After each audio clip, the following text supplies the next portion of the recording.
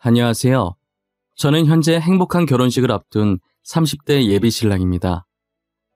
누군가를 만나 새로운 가정을 이루기 위한 도약인 결혼식을 코앞에 두고 있다 보니 만감이 교차하고 평소에 하지도 않던 여러 가지 생각들이 불쑥불쑥 튀어나오기 시작하더라고요. 인생을 살면서 많은 일이 있었지만 그중에서도 어릴 때 있었던 일들이 자꾸 생각이 났어요.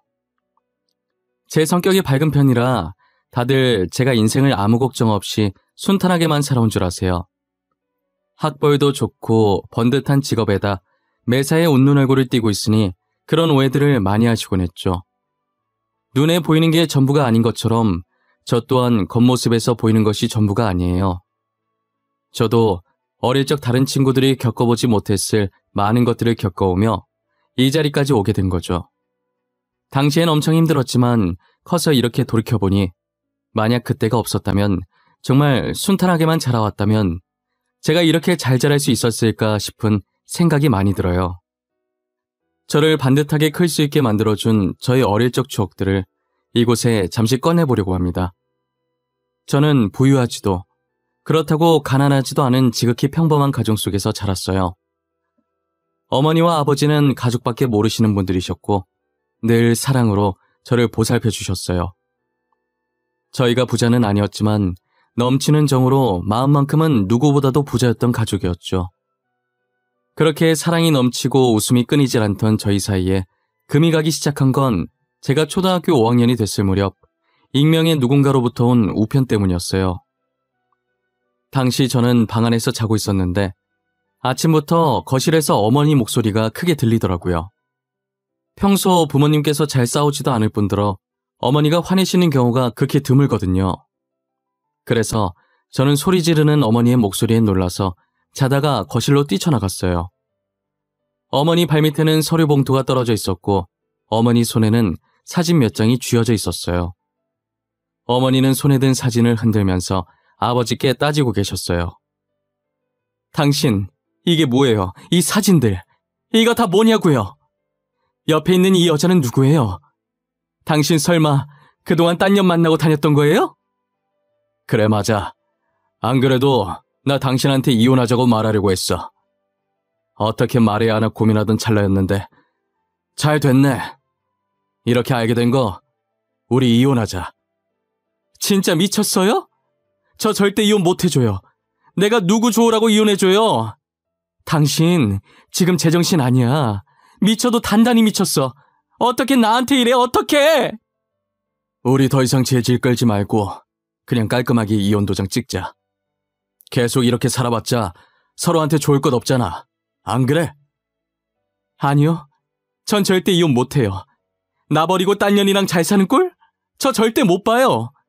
저랑 살기 싫으면 그냥 당신이 이 집에서 나가요. 나가는 건 안 말릴 테니까. 아버지는 어머니의 말이 끝나기 무섭게 안방에 가서 짐을 챙기더니 그대로 집을 나가시더라고요. 제가 당시에 아무리 어린 나이였다지만 아버지께서 저와 어머니를 버렸다는 걸 모를 수가 없었어요.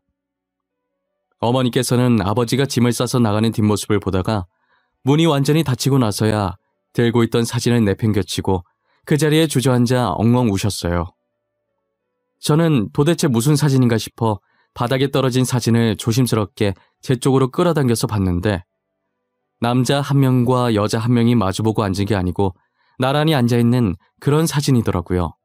그렇다고 그 두 사람 앞에 다른 사람이 앉아있거나 그런 것도 아니었어요.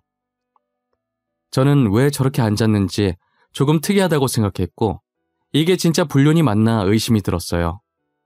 왜냐면 뒷모습만 찍혀서 여자 얼굴은 보이지가 않았고 아버지 얼굴만 비스듬하게 보였었거든요. 그런데 살짝 보이는 아버지 표정이 연애하는 사람치고는 그리 밝지도 않았어요. 하지만 아버지가 직접 그렇다고 하니 바람 피운 게 맞는 거겠지 했어요. 아버지는 그렇게 집을 나간 뒤로 끝까지 저희 곁에 돌아오지 않으셨어요. 어머니는 아버지가 바람나서 도망간 이후로 늘 술만 마시며 세월을 보냈어요. 저희 가정은 그날 이후로 웃음소리는커녕 평범한 대화소리도 들리지 않게 되었죠. 어머니가 술잔을 기울이는 소리와 흐느끼는 소리만 집안을 가득 채울 뿐이었어요. 술만 드시는 어머니는 하루하루 말라가기 시작하셨고 저는 그런 어머니가 걱정되기 시작했어요. 제게 남은 건 이제 어머니뿐인데 어머니마저도 제 곁을 떠날까봐 많이 무서웠죠. 아버지는 이렇게 가정을 풍비박산으로 만들어 놓고 집을 나갔으면 잘 살기라도 하던지 어떻게 부고 소식으로 저에게 찾아올 수 있을까요? 언젠간 다시 돌아오겠지. 언젠간 예전처럼 살 수 있겠지 하는 제 기대를 완전히 밟아버리고 싸늘해진 몸으로 저희 앞에 돌아오는 아버지가 너무 원망스러웠죠. 어머니는 핏기 없는 아버지를 보며 마누라 자식 버리더니 잘 됐다고 꼴 좋다고 마음에도 없는 소리를 하시다가 결국 눈물을 보이시고 말았어요.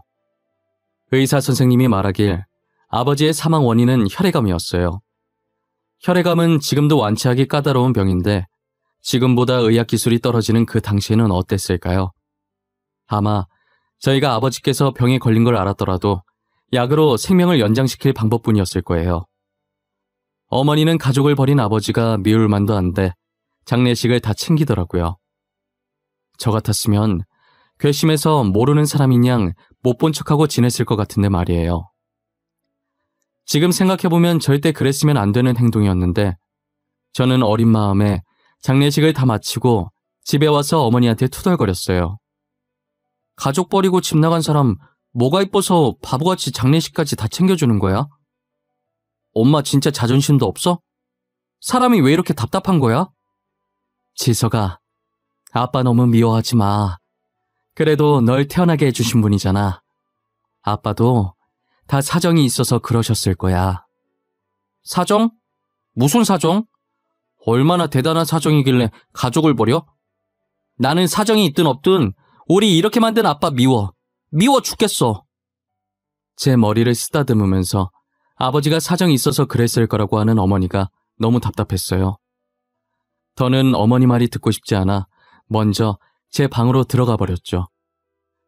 제가 방으로 들어간 뒤로 어머니는 아버지 사진을 보며 울고 술만 마셨어요. 어머니의 흐느끼는 소리만 한참 들리다가 누군가 저희 집 벨 누르는 소리가 들리는 거예요.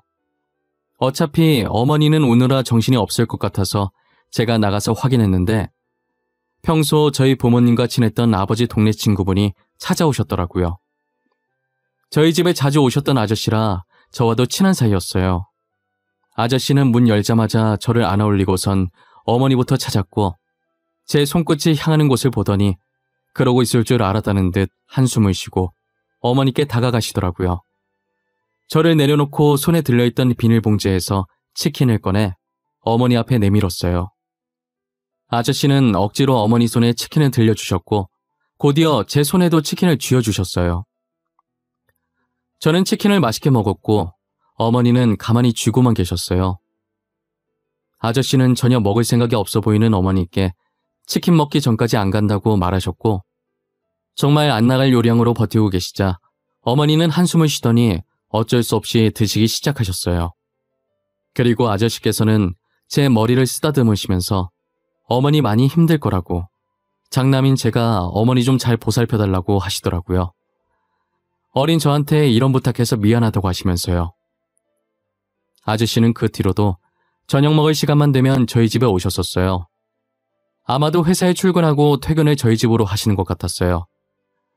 와서 늘 어머니와 저의 저녁을 챙겨주시고 어머니의 술친구도 되어주셨죠.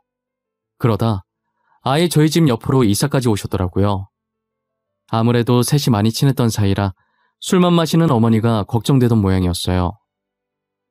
그래도 아저씨가 계속 어머니 상태를 확인해 주시는 덕분에 어머니는 술을 많이 줄이셨고 제가 학교 가고 없는 동안에 혼자서 밥도 드시기 시작하셨어요. 항상 저녁을 아저씨와 함께 먹어서 이젠 아저씨가 없으면 허전할 것 같았어요. 아무래도 바로 옆집에 사시니까 저녁 먹고 늦게까지 저희 집에서 놀다가 돌아가셨어요. 그리고 어머니께 저를 봐서라도 정신 차리고 새 출발하라는 조언도 잊지 않으셨죠. 어머니께서는 아저씨의 잔소리가 듣기 싫어서라도 일을 해야겠다며 일을 다시 시작하셨고 아저씨는 늘 어머니와 제 옆에서 지치지 않게 응원해 주셨어요. 그리고 아버지가 없던 제겐 늘 아버지와 같은 존재였던 분이셨죠. 항상 저희 집에 올 때 빈손으로 오신 적이 없으셨고 적은 돈이지만 제게 용돈을 주시곤 하셨었어요. 학교를 다니면서 아버지가 필요한 순간이 찾아오면 언제나 아저씨께서 아버지 대신 나타나 주셨죠. 학생 때는 나쁜 일이 아니더라도 운동회라든지 진학상담이라든지 여러 가지 이유로 학교에 부모님께서 꼭 오셔야 하는 상황들이 생기잖아요. 저는 어머니께서 일을 하셨기 때문에 학교에 올 수 없어서 늘 아저씨께 부탁을 했었어요. 어머니는 투잡, 어쩔 땐 쓰리잡까지 뛰어가면서 돈 벌기 위해 바쁘셨고 아저씨는 회사를 다니셔서 잠깐 짬내서 저희 학교에 올 수 있으셨거든요. 처음에 어머니가 아닌 아저씨가 제 학부모로 학교에 왔을 땐 놀랐었어요. 아저씨도 놀란 제 얼굴을 보더니 웃으시며 말씀하시더라고요. 아저씨가 와서 놀랐니? 지금 엄마가 바빠서 학교에 못 온대. 아저씨 보고 대신 가달래. 주혁이, 엄마 기다리고 있었는데 아저씨가 와서 싫은 건 아니지? 아니에요. 저는 아저씨가 와서 더 좋아요. 그럼 오늘 아저씨가 제 아빠 해주시는 거예요? 저는 아저씨가 계속 아빠 해주면 좋겠는데. 주혁이 아빠는 따로 있는데 내가 아빠를 했었으나 이렇게 아빠가 필요한 순간에 아저씨가 와주면 되지. 그래도 아저씨랑 아빠는 다른 거잖아요. 제가 엄마한테 잘 말해볼게요. 그러니까 아저씨가 제 아빠 해주시면 안 돼요? 내가 계속 학교에 와주겠다니까 그러네. 하늘에 계신 아빠가 슬퍼하시겠다. 저 아빠 없어요. 아빠가 먼저 저희 버렸어요. 바람 피고 간 사람은 저희 아빠 아니에요. 그렇게 말하면 못 써. 네가 지금은 모르겠지만 나중에 알게 되면 분명 이 순간은 후회할 거야. 지금부터라도 후회할 일 만들지 마. 알겠지? 제가 뭘 모른다는 건지는 모르겠지만 일단 아저씨 말이니까 저는 알겠다고 했어요. 아저씨는 어딘가 모르게 씁쓸한 웃음을 지으시며 제 머리를 쓰다듬어 주셨죠. 그리고 제게 했던 말처럼 학교에 무슨 일이 있으면 항상 아저씨가 와주셨어요. 저는 아버지가 없었어도 아저씨 덕분에 아버지의 빈자리를 느껴보지 못했었어요. 제가 대학을 가던 순간에도 취업을 하던 순간에도 저희 어머니보다 더 기뻐해 주신 분이 아저씨였어요. 아저씨는 용돈뿐만 아니라 대학 등록금까지 내주시면서 저를 거의 키우다시피 하셨었죠. 그래서 취업을 하면 아저씨도 아버지처럼 생각하면서 어머니와 함께 효도를 하리라 마음먹었었어요. 늘 아저씨께 받기만 하던 저희라 표현은 잘 못해도 항상 가슴속엔 고마운 마음을 가지고 살았어요. 이렇게 어른이 되어 취업을 하고 드디어 아저씨께 보답할 수 있는 날이 왔다는 생각에 정말 좋았어요. 저는 이제 성인이 되어 독립해서 홀로 자취를 하고 있었는데 아저씨가 어머니 옆에 있다고 하지만 그래도 가족보단 불편할 거라는 생각에 종종 어머니 집에 놀러 가곤 했었어요. 여느 때처럼 어머니와 아저씨가 좋아하는 음식들을 사들고 어머니를 찾아뵈러 갔었죠. 그런데 어머니 집 앞에 도착하니 평소와 다르게 문이 살짝 열려 있더라고요. 그리고는 그 문틈 사이로 어머니와 아저씨의 목소리가 새어나오기 시작했어요. 진찬아, 이제 그만해도 돼. 이만하면 됐어. 이제 우리 아들도 성인이잖아. 그만큼 했으면 된 거야. 네 잘못 아니라고 했잖아. 어떻게 내 잘못이 아니야. 내가 그날 부탁만 들어주지만 않았어도, 아니, 그 안에 내용물이 뭐가 들었는지 확인만 했었어도 이렇게 수혁이 혼자 쓸쓸히 갔을 일은 없었을 거야. 어차피 고치기 힘든 병이었다며, 말기였다며. 만일 네가 알았다고 해도 달라지는 건 없어. 죽는 날을 조금만 늦추는 것 말고는 달라질 게 하나도 없었다고. 그러니까 이제 그만해. 내가 옛날에 형편이 어려워서 수혁이한테 빌린 돈이 있었어. 부탁만 들어주면 그 돈은 받지 않겠다고 하는 바람에 내가 진짜 미친놈이야. 남편이 선택한 거야. 우리가 뭘 어쩌겠어. 나도 장례식 가서 신우한테 듣고 알았어. 그때 그 사진 속에 있던 여자도 신우였다더라. 남동생이 하도 부탁해서 어쩔 수 없이 해줬다더라고.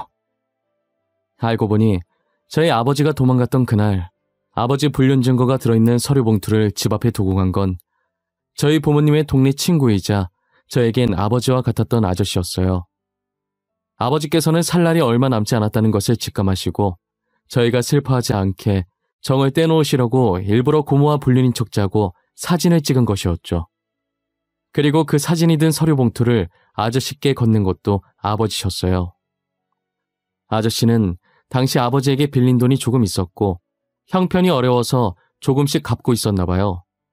그런데 이 서류 봉투만 집 앞에 놔둬주면 남은 빚들을 안 갚아도 된다고 하니 빚을 지은 아저씨 입장에서는 저거만 두고 오면 되니까 당연히 솔깃한 제안이었던 거고요. 그래서 무슨 일인지 안에 뭐가 들었는지 이야기도 안 하고 부탁을 들어주겠다고 했다더라고요. 정말 부탁받은 대로 집 앞에 서류 봉투만 두고 가고 그 뒤로는 어떻게 됐는지 몰랐었다고 하는 거예요. 아버지가 죽기 이틀 전에 어머니가 걱정되어 결국 아저씨를 불러서 사실대로 말해줬고 아저씨는 그제서야 자신이 한 짓이 어떤 짓이었는지 알게 된 거죠. 그때부터 아저씨는 아버지를 대신해 본인이 저희 어머니와 저를 지켜야겠다는 생각을 하셨대요. 어머니도 아저씨 잘못이 아니라는 걸 알지만 이렇게 해야 아저씨 마음이 조금이라도 편해질 것 같아서 제가 성인이 될 때까지만 아무 말 않고 가만히 있으셨던 거예요. 제가 사춘기 시절이었을 때 사실을 아는 것보다는 그나마 성인이 됐을 때 그날 있었던 일을 이야기하면 어쩔 수 없었던 일이라며 아저씨가 했던 행동을 이해해 줄 거라고 생각이 든 거죠. 하지만 아들 입장에서 솔직하게 아저씨께 실망을 안 했다고 하면 거짓말이겠죠. 제가 그동안 가정 파탄낸 주범이라며 아버지를 얼마나 많이 원망하고 미워했는데요. 아버지를 보내드리는 순간에도 저는 굳이 바람 펴서 가족 버린 사람 뭐가 이쁘다고 장례식까지 다 해주냐며 돌아가신 아버지와 장례식을 지킨 어머니께 막말도 했었으니까요. 아저씨가 아버지 부탁을 거절했다면 제가 이렇게까지 아버지를 비난하지 않았다고 다 아저씨 탓이라며 핑계댔던 순간도 있었어요. 하지만 이미 아버지는 돌아가셨고 더 이상 제 곁에 없으시니 원망해봤자 늦은 거죠.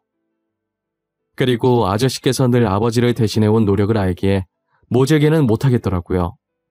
아저씨도 그동안 저희 보면서 아버지가 떠올랐을 텐데 얼마나 힘드셨겠어요. 저는 아저씨도 참 불쌍하고 당시의 아저씨 입장을 생각해보면 빚진 입장에서 뭘 못하겠어요. 아저씨로서는 어쩔 수 없는 선택이었다고 생각했죠. 시간을 되돌릴 수도 없는 노릇이니 이 상황을 인정하기로 한 거예요. 지금까지 저와 어머니 곁에서 남편과 아버지 노릇을 해온 노력들은 거짓이 아니었으니까요. 아직도 아저씨가 아버지 같다는 마음은 변함이 없었어요. 제가 모든 사실을 알게 된 지 얼마 지나지 않아 어머니께서는 간암 진단을 받으셨어요. 아버지께서 돌아가시고 줄곧 입에 술을 달고 사셨으니 간에 탈이 안 나면 이상한 거죠. 간 이식밖에 답이 없을 정도로 상황이 좋지 않았어요.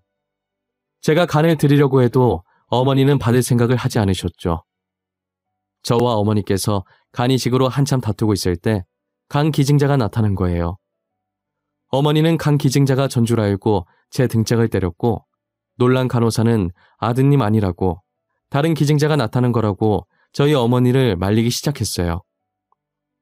간호사 말을 듣고는 어머니께서 멋쩍은 미소를 지으면서 머리를 긁적이시더라고요. 그리고 과일을 들고 뒤이어 들어온 아저씨는 간 기증자 소식을 듣고 좋아했어요. 간 기증자가 나타났다고? 이렇게 빨리 나타날 줄은 몰랐는데 다행이다. 정말 다행이야. 수술은 빨리 해야 되고 우리 간은 안 받겠다고 난리치는 통에 내가 얼마나 걱정했는지 몰라. 내가 너네 간 안 받겠다고 난리쳐서 다행이지. 이렇게 금방 기증자 나타났는데 굳이 왜 너네 간을 받아? 너네라도 튼튼한 간으로 건강하게 살아야지. 그래, 우리 간 지켜줘서 너무 고맙다. 네 덕분에 건강하게 살겠어 아주. 얼른 수술받고 괜찮아져야 될 텐데. 수술하고 나서는 술 먹지 마. 알겠어? 당연히 그렇게 해야지. 나 이제부터 술 아예 입에도 안 댈 거야. 우리 아들 결혼하는 거 보고 죽어야 되니까. 이제부터라도 간 건강 열심히 챙겨야지. 맞다. 너 수술하는 동안 나는 옆에 못 있어주겠네. 급하게 출장이 잡혀서 일주일간은 못 올 거야. 보고 싶다고 울고 있지 말고. 보고 싶긴 누가 보고 싶어. 하도 붙어 있어서 이젠 반갑지도 않아. 내가 재혼을 못한 게 너 때문인 것 같아. 너만 없었어도 내가 잘난 남자 만나서 재혼했을 텐데.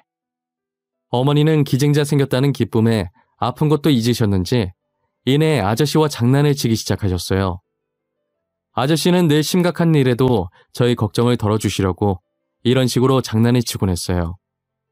그러다 보면 마음이 가벼워져서 해결책을 더 빨리 찾을 수 있었고 별거 아닌 일처럼 느껴졌어요. 매사에 걱정이 많은 어머니와 제게는 그런 아저씨의 존재가 많이 컸죠.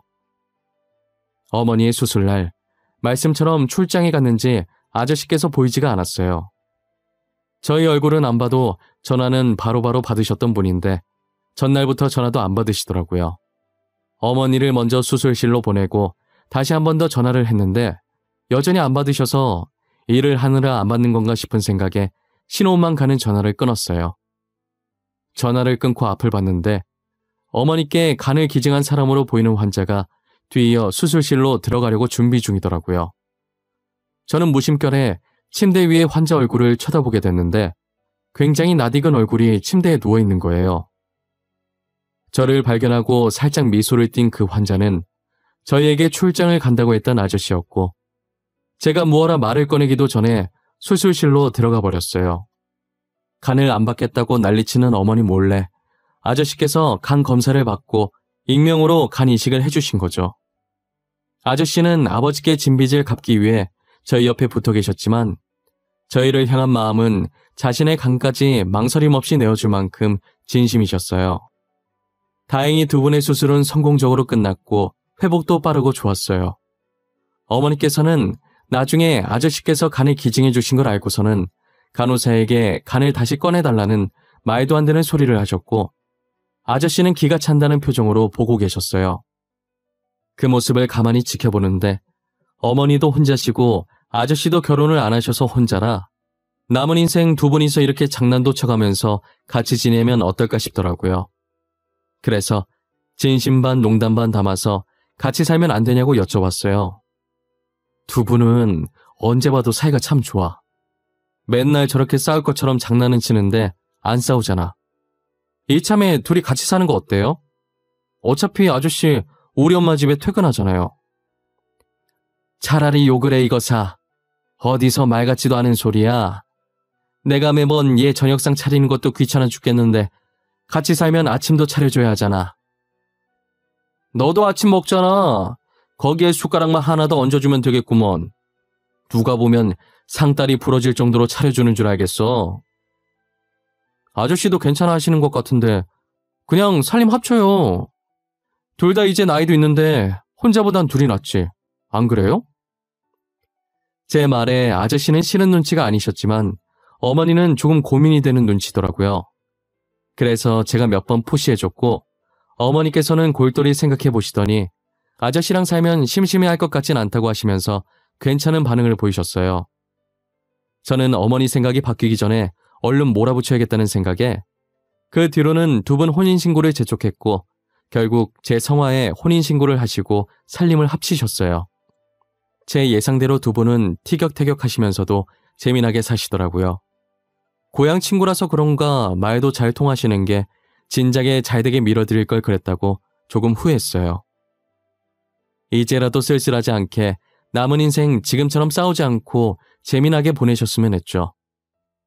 이제 어머니 옆에는 아저씨가 계시니 저도 안심하고 장가를 가도 될 것 같더라고요. 그래서 여자친구를 집에 데리고 와 인사를 드렸는데 어머니께서 너무 마음에 들어 하시고 처가댁도 저를 마음에 들어 하셔서 얼른 상견례 잡자고 하는 통에 상견례까지 속전속결로 끝냈어요. 하지만 여자친구가 인사를 드렸을 때도 상견례 때도 아저씨께서는 같이 오시지 않으셨어요. 아무래도 제 친아버지가 아니기 때문에 자신이 그 자리에 가는 것은 예의가 아니라는 생각을 했나 봐요. 저는 계속 그것이 신경 쓰였고 고민을 하다가 청첩장을 들고 아저씨께 다가갔어요. 아저씨, 저 청첩장 나왔어요. 제 결혼식에 와주실 거죠? 저는 아저씨께서 저희 어머니 옆에서 제 결혼식을 지켜봐 주셨으면 좋겠어요. 주여가, 내가 감히 네 엄마 옆에 있어도 될지 모르겠어. 특히나 결혼식같이 좋은 날은 더더욱 말이다. 그런 말씀이 어딨어요. 두 분 이제 부부잖아요. 부부는 같이 있어야죠. 제 결혼식 때 꼭 두 분 나란히 앉아 계셨으면 해요. 제 부탁이에요. 아버지. 아버지. 내가 감히 너한테 아버지라고 불려도 되는 건지 모르겠구나. 너도 알잖아. 내가 너네 가족한테 무슨 짓을 했는지 말이야. 저희는 괜찮아요. 이미 지난 일이고 다 잊은 지 오래예요. 그러니까 아버지도 이제 과거는 그만 잊으세요. 그만큼 아프셨으면 됐죠. 고맙구나. 정말 고마워. 이렇게 잘 커줘서 너무 고맙다. 제가 아버지라고 부르자 아저씨는 두 눈이 커지더니 이내 눈물을 흘리시더라고요. 저는 여전히 과거에 갇혀 사시는 것 같은 아저씨가 너무 안쓰러웠어요. 이제는 그 짐을 내려놓아도 된다고, 행복해져도 된다고 몇 번이고 말씀드렸죠. 아저씨는 제 손을 잡고 연신 용서해줘서 고맙다고 하셨어요. 그리고는 청첩장에 제 아버지 부분에 적힌 자신의 이름을 보고 울면서 손으로 매만지셨어요. 아저씨는 믿기지 않는지 한동안 청첩장에서 눈을 떼지 못하셨어요. 저는 아직 대답 못 들었다고 결혼식에 어머니 옆에 계셔달라고 다시 한번 말했죠. 아저씨는 그렁그렁한 눈으로 저를 바라보시며 천천히 고개를 끄덕이셨어요. 고맙다고, 그리고 항상 어머니 잘 챙겨주셔서 감사하다고, 앞으로도 잘 부탁드리겠다며 어색하지만 아저씨를 살짝 안아주었어요. 아저씨도 자신이 더 고맙다며 제 등을 두드려 주시더라고요. 그러더니 갑자기 저한테 같이 갈 곳이 있다고 일어서시는 거예요. 얼떨떨한 기분으로 아저씨를 따라 도착한 곳은 납골당이었어요. 여긴 무슨 일로 왔나 했더니 저희 아버지가 잠들어 계신 곳으로 저를 데리고 가시더라고요. 저는 친아버지께서 바람나 도망간 줄만 알고 한 번도 오지 않았었어요. 처음으로 아버지의 유골함과 마주하니 괜시리 미안해지더라고요. 아저씨는 유골함을 보시며 담담하게 제 결혼 소식을 전했어요. 처음이자 마지막 결혼식에 아버지 자리가 공석이면 안 되니 그날만 자신이 아버지 하겠다고 하시면서요. 자격 없는 거 알지만 한 번만 하겠다고 허락받으러 온 거라고 하시더라고요. 그러다가 저를 앞으로 세우시면서 그동안 못했던 말 하고 나오라고 하시면서 먼저 자리를 뜨셨어요. 아마도 저를 여기로 데리고 온 것은 본인 때문에 친아버지를 등진 저를 위한 배려였던 것 같아요. 허락받으러 왔다는 핑계 삼아 저와 아버지를 만나게 해주려고요. 저는 처음엔 진짜 듣고 계실지 무슨 말을 해야 할지 입이 떨어지지 않더라고요. 어떻게 말을 시작할까 하다가 아버지께 미안한 감정밖에 들지 않아서 미안하다는 말만 반복했었어요. 그동안 오해했었다고, 찾아오지 못해서 미안하다고, 엄마는 잘 지내고 있다면서 그간 있었던 일을 빼먹을까 싶어 천천히 이야기하기 시작했어요. 그리고 더 이상 저희 걱정하지 말라고 아저씨께서 잘 챙겨주시고 있다고 했죠. 말하면 할수록 마음이 고요하고 편안해지는 것이 정말 아버지께서 제 말을 듣고 있는 것만 같았어요. 계속 미안한 마음이 응어리져 있었는데 이렇게 아버지를 만나서 이야기를 나누니 속이 시원해졌어요. 저는 납골당에서 나와 저를 기다리고 있는 아저씨께 일부러 데리고 오신 거 안다고 감사하다고 했어요. 아저씨는 살짝 웃으시면서 자기 마음 알았으면 앞으로는 아버지 납골당에 자주 들리라고 하시더라고요. 친아버지랑 화해시켜 주셔서 감사하다고, 아저씨 말처럼 앞으로는 자주 오겠다고 다짐했어요. 지금도 특별한 날이 아니더라도 시간 날 때마다 아버지 납골당에 자주 가요. 여자친구를 데리고 가서 며느리라고 소개시켜 준 적도 있고요. 아직 살아계셔서 제 결혼식을 보신다면 얼마나 좋아하셨을까 싶어요. 아마도 지금 아저씨처럼 매일 청첩장만 보면서 입이 귀에 걸려 있으실 텐데 말이에요. 저는 어머니와 아저씨가 잘 지내는 모습을 보면 지금 이대로도 괜찮다는 생각이 들어요. 어쩌면 이 둘을 아버지께서 일부러 이어주신 게 아닌가 싶기도 하고요. 저도 여자친구와 결혼하면 어머니와 아저씨처럼 잘 지내보려고 합니다. 저의 긴 이야기는 여기까지입니다.